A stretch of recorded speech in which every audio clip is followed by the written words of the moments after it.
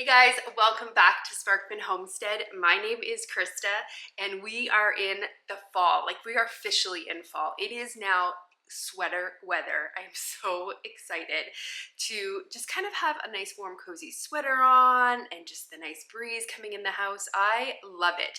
So today I have a couple little projects with you. I am going to kind of do another day in the life video with you guys because I have not some big projects, but I have a really cool project that I actually want to get done. Well, I don't know how cool it is, but to me it is because I'm going to be trying it the first time. Lately, I have been craving peanut butter and jelly sandwiches, like grape jelly sandwiches. I don't know why, I just am loving them lately. So I don't actually have any grape jelly canned up. I didn't make enough juice this year from our grapes that we grew on our homestead, and I couldn't find any locally to me in bulk, so I was not able to preserve up any grape jelly this year. I kind of did some research and I found a recipe in my ball canning book where it says that I can make grape jelly using grape juice, an unsweetened grape juice. So this is just one that I got from Walmart and I can't read it. So let me go get my glasses. Okay, I got my glasses. They are very, very, very broken. I have another pair on order, so they should be here hopefully soon. So in the meantime, I'm literally just got no side to my glasses. Okay, so let's read here. So this just has grape juice from concentrate, which is water, grape juice, and vitamin C and citric acid. So no sugar in this. So what we're gonna do is we are gonna attempt to make some grape jelly with this stuff, and hopefully it will work. I am going to be using a recipe out of this canning book. I will leave the book linked for you guys in the video description. It is on page 108 and it's just an easy grape jelly. Just bottle juice, pectin, and sugar is all we're going to need to make this. This recipe says it makes 5 half-pint jars, so I'm thinking about potentially doubling this because I got a lot of grape juice here and this recipe calls for 3 cups. So I can definitely get away with making a couple batches with that. The other fun thing that I did was yesterday, I actually made this, take these broken glasses off. Yesterday I made this, it's called a scrubbing powder. I borrowed a book from the library and it had a whole bunch of like do-it-yourself cleaning products that you could make yourself that were natural, non-toxic.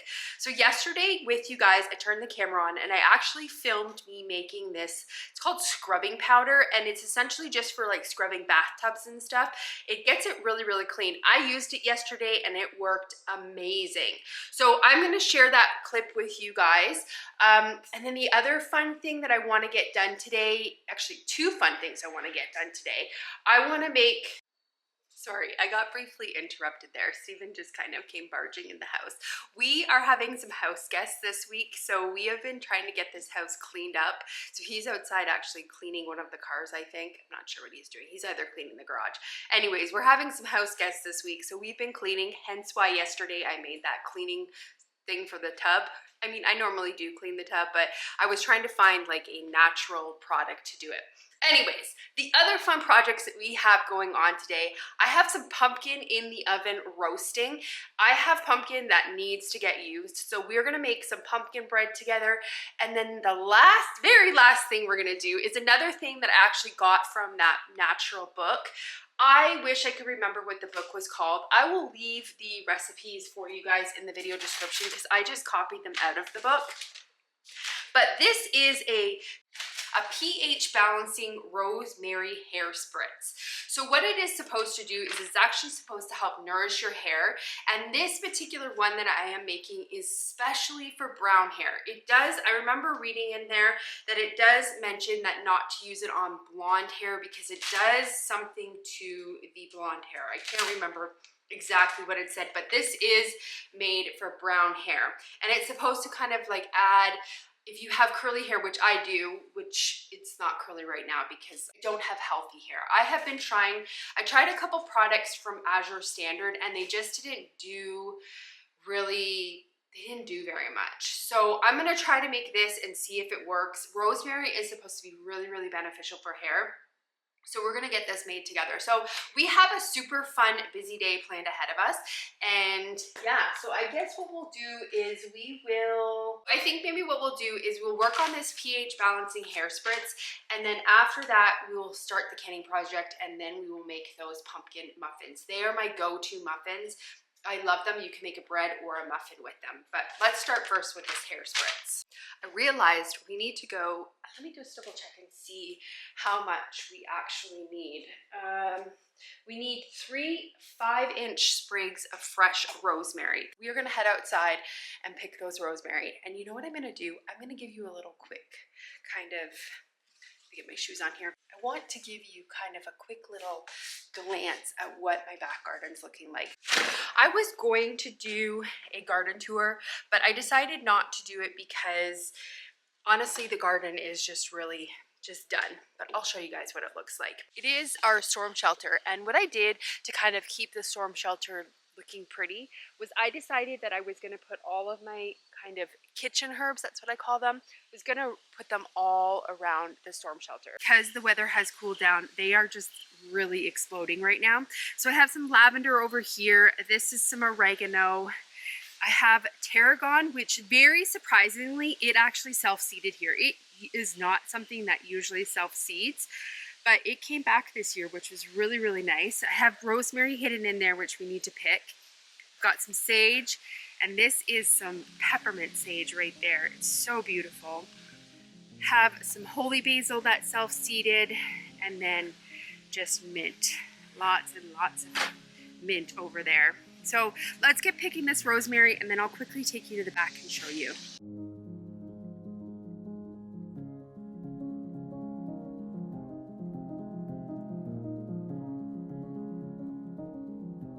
Okay, that should be good. I picked one that was really, really long. We will just cut that in half. So let's go to the back. Also, the sun is really beautiful today. The sun is out. Nice cool breeze. This is what the back is looking like. Very, very empty. Look at that spinach. It is still going crazy. Malabar spinach, I tell you, it's amazing. I'm gonna plant that every single year. Like, I don't know if you guys can, the camera picks up the depth of how much spinach is in there. I need to come out and pick a little bit more. But everything is pulled back here. All my pumpkins and everything. I am running a couple of chickens. I have 5 chickens in here, and I am just running them. This is where we had the corn. So what I'm doing is I am running the chickens on where the corn was because they are pulling up a little bit of the weeds that are in there. The other thing too, I actually need to move them over a little bit, but the other thing too is that their poop that they're putting down is going to help re-fertilize that soil. They're good at getting all the little bugs out of the ground, so I have about 5 on here. They were in that tiny little spot for a couple of days, and I moved them, and now they're here and need to get moved again. Put a couple pumpkins in there just to give them something else to do, but they scratched this up pretty quickly, and there's only 5 in there. Oh, I see an egg back there that we need to grab. This is our okra back here. Got our strawberries. Strawberries are starting to die, which is good. I'm going to come in and actually mulch these a little bit, and then we have our peppers back here.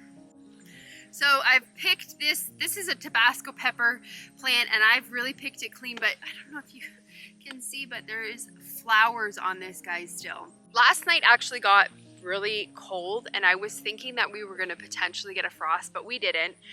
It stayed definitely well above freezing, so these peppers did perfectly fine last night.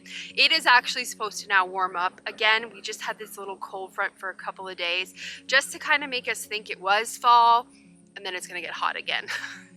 Usually we don't get our first frost until like the end of October, the beginning of November. Last year we actually got it a little bit early, and I think we got it like the 3rd week of October, which I guess is the end of October. I just remember we got it a couple weeks early last year. Peppers on here that I'm just waiting for them to turn. More peppers there. And these are my shishito peppers. I need to come out and actually pick a little bit more off of here. This is where we had the turkeys, and I used to give them veggie scraps. Look at all of the tomatoes. that have volunteered in there. I won't get any tomatoes out of them, but look at all of the plants in here. So funny. Right there, that's a corn. That's hilarious. There's actually a couple corns in here. So we got a little bit of curly leaf kale growing in here. That's starting to really take off. And over here, this huge bush, I actually have to harvest this. This is some lemongrass. It is really, really huge. It's at least, I don't know, 5 feet tall. It's definitely a big bush. And my eucalyptus, this thing has just exploded. I am going to bring this in the winter because eucalyptus actually does not overwinter here, so I do have to bring this inside. But my concern is that the roots actually have gone down underneath the pot. So I'm hoping that when I pull this up and bring it inside for the winter that I don't kill it, because I think it's rooted into the ground. We'll see. It'll be an experiment. This is some celery that all came back. I just cut them at the base and they all grew back. So I'm gonna harvest a little bit of that. Have a couple of tomato plants that are still throwing, like you can see here, I have some baby tomato plants. This is a giant crimson. So that, I might still get a couple of tomatoes off of that. And then these are just some more tomato plants that gotta get pulled. There's so many green tomatoes on them. I need to maybe pull the green tomatoes and make like a sauce with them. Over here, this is all of our broccoli, cauliflower, and cabbage. It has gotten kind of destroyed by cabbage worms. I came out and put a little bit of DE, diatomaceous earth, on it to try to save it a little bit. And it looks like it did an okay job, but they're still kind of coming back. But see here, we got broccoli. I'm hoping that that guy will grow a little bit more. Some of the plants are really, really destroyed. The ones that looked like lace, I actually ended up pulling them out because, well, actually there's some more over here, I'll show you. I ended up pulling them out and giving them to chickens because they were covered in worms and I couldn't get all of them off, so I just pulled them right out of the ground and just gave them all to the chickens so they could eat it. This is normally where I put my broccoli and cauliflower because, as you can see, I'm in the shade. This oak tree right here, that oak tree, it actually shades this part of the garden. So when I put my cauliflower and broccoli in here in the springtime, it works wonderfully at keeping them from bolting a lot quicker than they normally would in our heat. So I think next year though, because I've done this for 3 years in this particular bed, I think next year what we're gonna have to do is find a different spot for them, just so that I can kind of deal with the cabbage moss that we get over here. But you can see here, like, look at these plants, just completely chewed up. These aren't even the bad ones. That is a pak choi or a bok choy that has gone to seed because we had really hot weather. This was cauliflower. It is now lace. This was cabbage. It's like, it's done. Like, there's no saving it. Over here, we have arugula, which I have been steadily picking just to try to keep it from bolting because, again, with our warmer weather we've been getting this fall. But that is really nice to have salad greens again. We have another tomato plant here. Those tomato plants, it's really cool because those were actually stems that broke off of my tomato plants in the back. And what I did was I put them in water. I got them to root in the water and then I just planted them here. So now I have fall tomatoes, which is really, really cool because I've just been kind of harvesting these and then throwing them in the freezer. Once I get enough, I'm going to be making probably another sauce with them. This is my happy lettuce bed. So we have just like a green leaf lettuce, we have some romaine lettuce and some red romaine lettuce, and then just some more green head lettuce. This will probably get us through even past our first frost. I am going to cover this with some frost fabric so that I can get a little bit more life out of it. But this, I'm so happy to have lettuce greens again. Got some beets in this bed, and then this is another fall favorite, which is cilantro. We cannot grow cilantro here at all in the summer.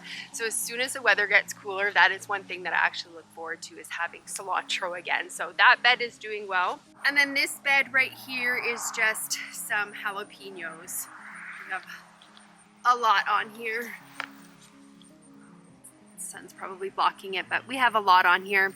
So I've just been waiting for these guys to ripen up a little bit, and then we'll come out and harvest them before the frost. Sorry, that sun is not the best angle. And then right here we just have some more okra.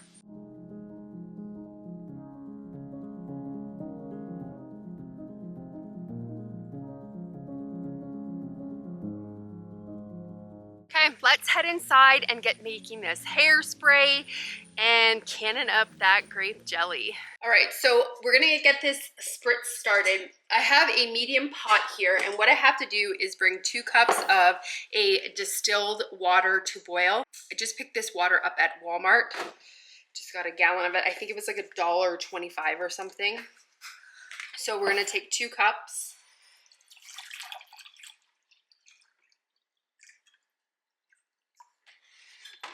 We're gonna bring it to a boil.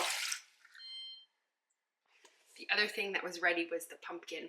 So I took the pumpkin out and I just have it resting here. I'm gonna let it cool down for a bit because it is really, really hot.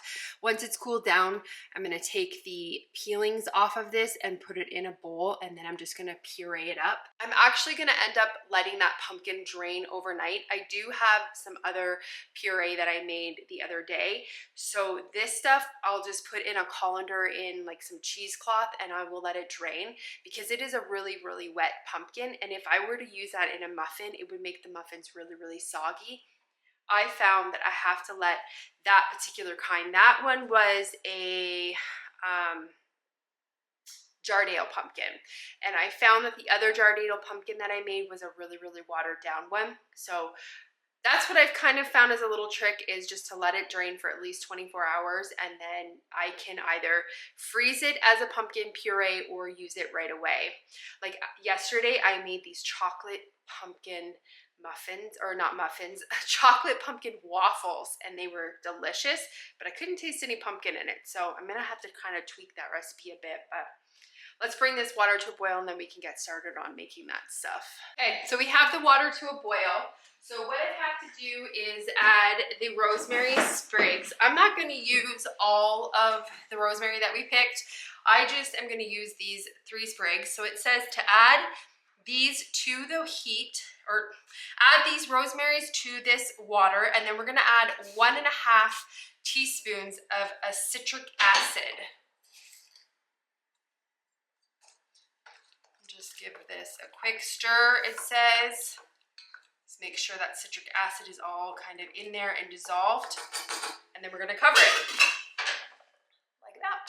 The recipe says that we need to leave this covered so it can steep for 30 minutes. After this 30 minutes, we're going to strain it, discard the rosemary, and then add the other ingredient. Okay, sweater is off because now it is warm again. That's kind of how our weather starts. It's like cooler in the mornings, and then by afternoon, once the sun's really out, it's warm again. So t-shirts on. In this water bath canner, I have some half-pint jars. I just put a full case, so 12 half-pint jars in here. They're just getting warm because jelly, like jam, is like boom, boom, boom, boom, boom. You have to have everything pretty much prepared before you start to make it, because it is just one step after the next and it just goes really quick. So we've got those heated up. I have my large stock pot here. I have my jam making jelly stirring wooden stick. I use this stick, spoon. I use this spoon because it is very, very long, and when that jelly gets hot and it starts to bubble, it gets really, really hot and you can burn yourself. So I like to use a really long spoon for this. What I'm gonna do is get my sugar pre-prepped. Remember, I'm gonna double this recipe. Because you have to add the sugar all at once, I pre-measure my sugar instead of just going slowly and putting it in. So let's get that all pre-measured. I have my pectin out here. Now this recipe does call to use just like a regular pectin. I actually don't have any. I just have this low sugar pectin, and I have Pomona's pectin. I have read a couple of different blogs that actually say not to use Pomonas when making a jelly because apparently it doesn't set right. So this is what I'm going to use. It should be okay because this recipe does have a lot of sugar, but it doesn't have as much sugar as most typical jam recipes. So looking at the back of this box, based on the amount of sugar that it actually recommends to do per batch, we'll be fine because this recipe actually calls for 4.5 cups of sugar. This is not a low sugar recipe. This is a sweet jelly, which is perfect because I'm not eating it straight out of the container. I am literally just putting like a tablespoon, not even a tablespoon, on my toast. So it's fine that it's high sugar. I'm not eating it like dessert out of the jar. Mind you, if it's good, I might. No, I won't do that. That's a joke. I will not eat the jelly from the jar. So let's get the sugar measured out and then we'll get everything all prepped and then we'll kind of go through the steps together. Okay, we need 9 cups of sugar. Remember, we're doubling this. So a single recipe only calls for 4.5 cups. I store all of my bulk sugar in these 5-gallon buckets and I just put gamma lids on it and it makes it really, really easy for me to just refill my little ones on the counter. Okay, so we're gonna do 9.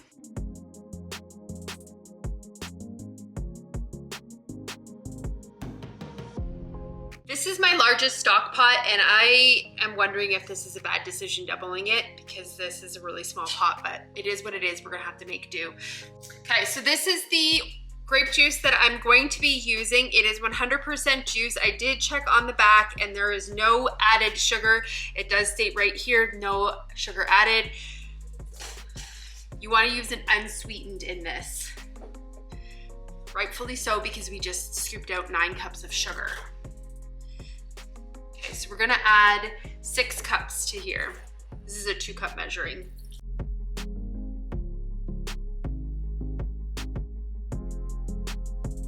Oh, I love the smell of grape juice. Okay, we have our pectin here. And this is just the pectin that I'm using. Okay, so it calls for 6 tablespoons of pectin or 1 package of Bernard Original Pectin. What am I looking for? My tablespoon. Whisk. Okay, so it says add your juice to a stock pot and then whisk in the pectin and whisk it until it's dissolved. You need 12 tablespoons of pectin. Probably have to go and get another box.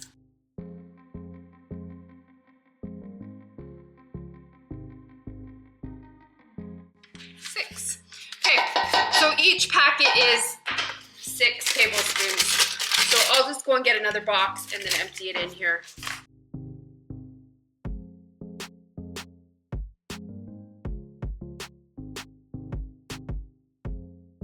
Okay, we are gonna get this put onto the stovetop and we are going to, what are we gonna do? We're gonna bring this to boil over a high heat. The other thing I have over here is just my lids. I'm gonna turn those on and get those warmed up also. Okay, we got a good boil going. So what we're gonna do now is we are gonna add all of the sugar all at once.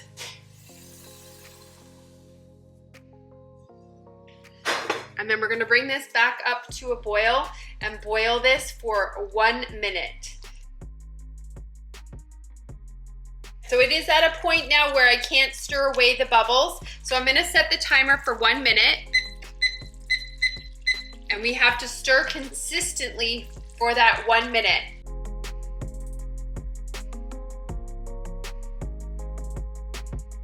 We'll remove it off the heat.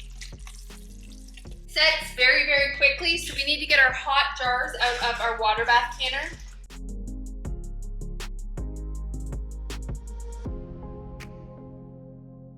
Get these put in here, and then we're gonna leave a 1/4 inch headspace.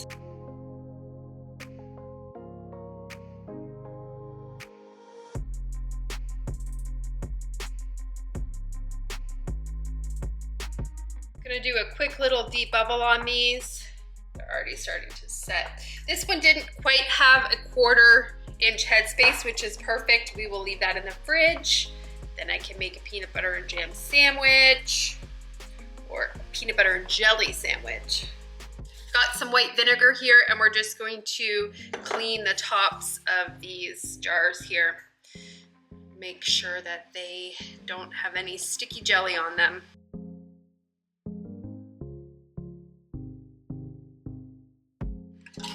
Get the lids on them now. This one I'm not gonna cap, I'm just gonna use a reusable lid on that because I'm not gonna can that one.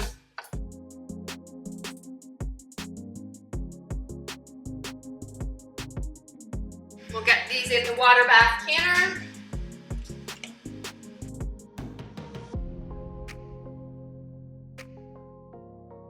Okay, so we have to water bath can these for 10 minutes. After the 10 minutes will come, we'll remove the canner from the stovetop, let it rest for 5 minutes, and then take them out. We'll let them rest for an additional 12 to 24 hours until they're completely cooled, and we'll take the rings off, and then we will wash them and then put them on our pantry shelf. Yay, I'm excited. I'm really, really excited to try this. Pretty much from what I've learned from this recipe is grape jelly is just pretty much grape flavored sugar. That's been solidified. That's the way it looks. We'll let this come to a boil, and then we will come back once it is all boiled up. We're still waiting for that rosemary hair spritz stuff to kind of cool down a little bit. It should be done in a couple of minutes. I'm gonna get these dishes washed up because that jelly does set really quick, and then we'll be back.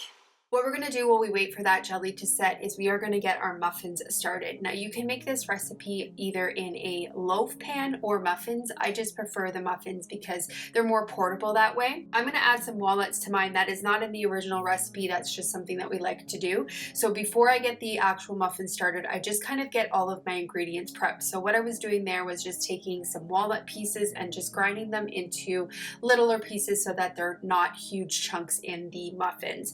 So I have half a cup of butter softened. I accidentally did not soften it and had to microwave it so it was a tad bit melted. You're gonna add 1 cup of dark brown sugar, and then you're just going to mix that all together until it is fluffy. Because my butter was a little cold, I didn't get the fluffy consistency, but it's fine, it worked. They were good. You're gonna add 1 cup of canned pumpkin puree. Again, this is not a canned pumpkin pie filling. This is a pumpkin puree. I had actually roasted up some pumpkins the day before and let them drain out, and so just put 1 cup in this bag, so that's what I'm using. Then I'm gonna add 2 eggs to this, and then what we're gonna do is we are just going to beat this until it is nice fluffy consistency. In a separate small bowl, I'm gonna sift together all of my dry ingredients. So I am using 1.5 cups of a unbleached all-purpose flour, and then I'm going to add 1.5 teaspoons of ground cinnamon, half a teaspoon ground ginger, 1/4 teaspoon ground nutmeg, 1/4 teaspoon ground cloves, 1 teaspoon baking powder, 1 teaspoon baking soda, and 1 teaspoon of salt. So I'm just gonna sift that together, and then what we're gonna do is just throw that all into the wet ingredients, and then we are gonna beat that until it is just incorporated. Once I get everything incorporated, then I'm gonna pour my almond or my walnuts into here, and then again, just lightly mix it until walnuts are just incorporated. Then I'm gonna take my mixture and use my muffin scooper there and just put them into the tins. I have my oven preheated at 350 degrees. Now, usually when I make a muffin, I usually let it bake for about 25 minutes. These actually took about 45 minutes to cook before they came out with the toothpick clean. These things were so delicious. I will leave the recipe linked for you guys for these in the video description. This is, like I said earlier in the video, it is my go-to for pumpkin muffins. So these are the grape jellies coming out of the canner. They are so beautiful. I just love the way that the color is with them. Let's get back to making that hair spritz. We are gonna finish this. This is now definitely warm. It is actually cold. We left it for a while. So what we're gonna do now is we are gonna add the rest of the ingredients. So the first thing that we're going to add is half a teaspoon of vegetable glycerin. So this is the stuff that I'm gonna use. And it needs half a teaspoon, and I don't have a half a teaspoon. Okay, got it. Half a teaspoon.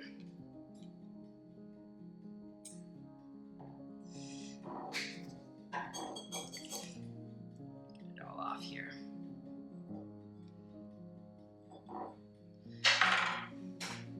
Okay, and then a 1/4 teaspoon of vitamin E. So what we're gonna do is we're gonna take these and just cut them and then put them in here. So I'm probably gonna end up putting about 4 in here to equal the 1/4 teaspoon.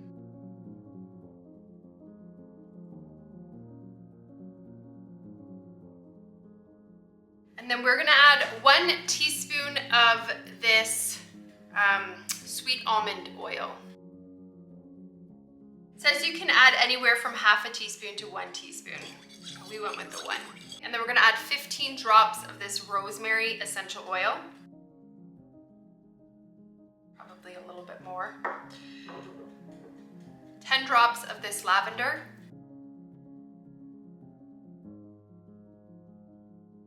And then 8 drops of this peppermint.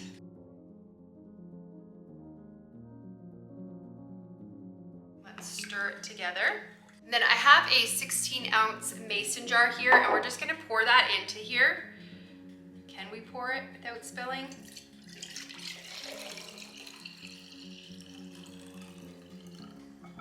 Woo, we did it. And then I have these tops that I got from Azure Standard. I showed you on my haul a couple months ago. We are gonna use one of these for the top, for a spray. So let's figure out which one is which. I know that this is the top.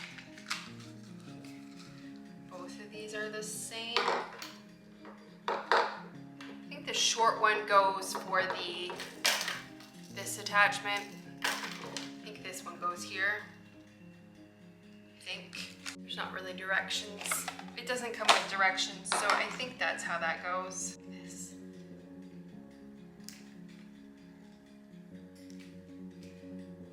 I think that's how that works.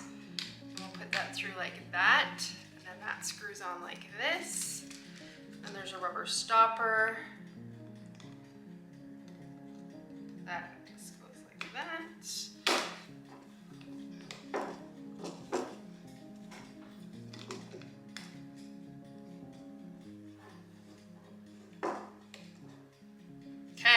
Let's see.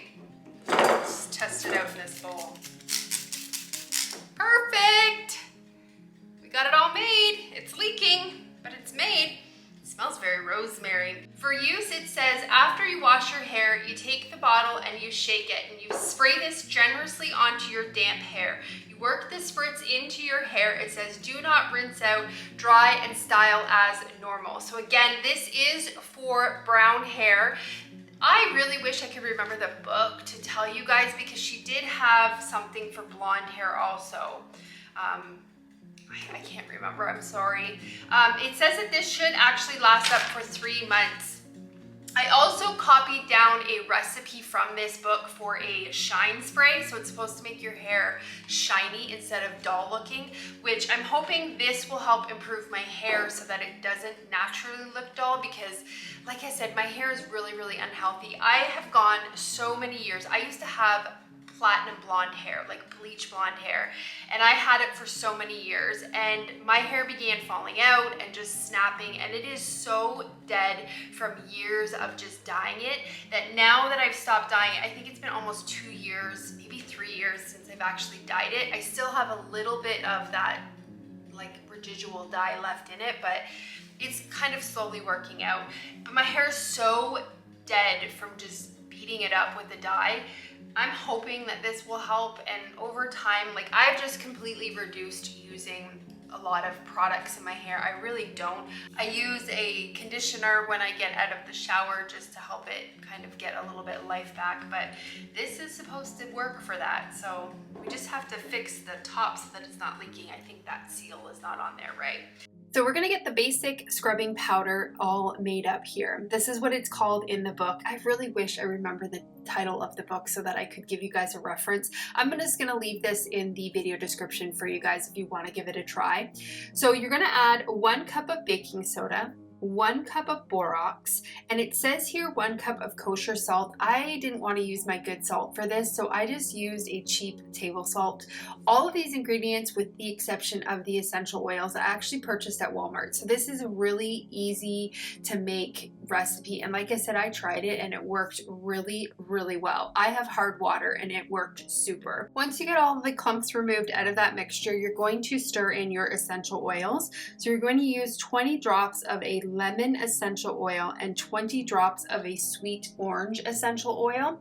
Now, one really cool thing that I seen online to do was to make your own shaker bottles. I have a lot of quart jars, so I wanted to use a quart jar for this mixture. So I have these reusable plastic mason-sized jar lids, and what I got Stephen to do was just with a really small drill bit was just to drill some holes in the top, and we had to kind of go back and forth from the bottom and the top just to make sure that they were completely pushed through all the way. And I just added the mixture to the shaker bottle, and then when you want to use it, it's just pretty much like a Comet mixture, you know, the cleaning product Comet. You just shake it out of the bottle and it works perfect. That is it for today's video. I hope you guys enjoyed it. I can't believe how easy that jelly is to make, and I'm so happy to get it on the shelf. Yay, peanut butter and jelly sandwich. I'm like almost tempted because that stuff's on the counter. I have some fresh sourdough bread. I'm thinking that's what I'm gonna do. I'm gonna make myself a peanut butter and jelly sandwich. So thank you guys so much for watching, and I hope you enjoyed today's video. I hope you have a great day or night whenever you're watching this, and I will see you on the next video. Bye guys.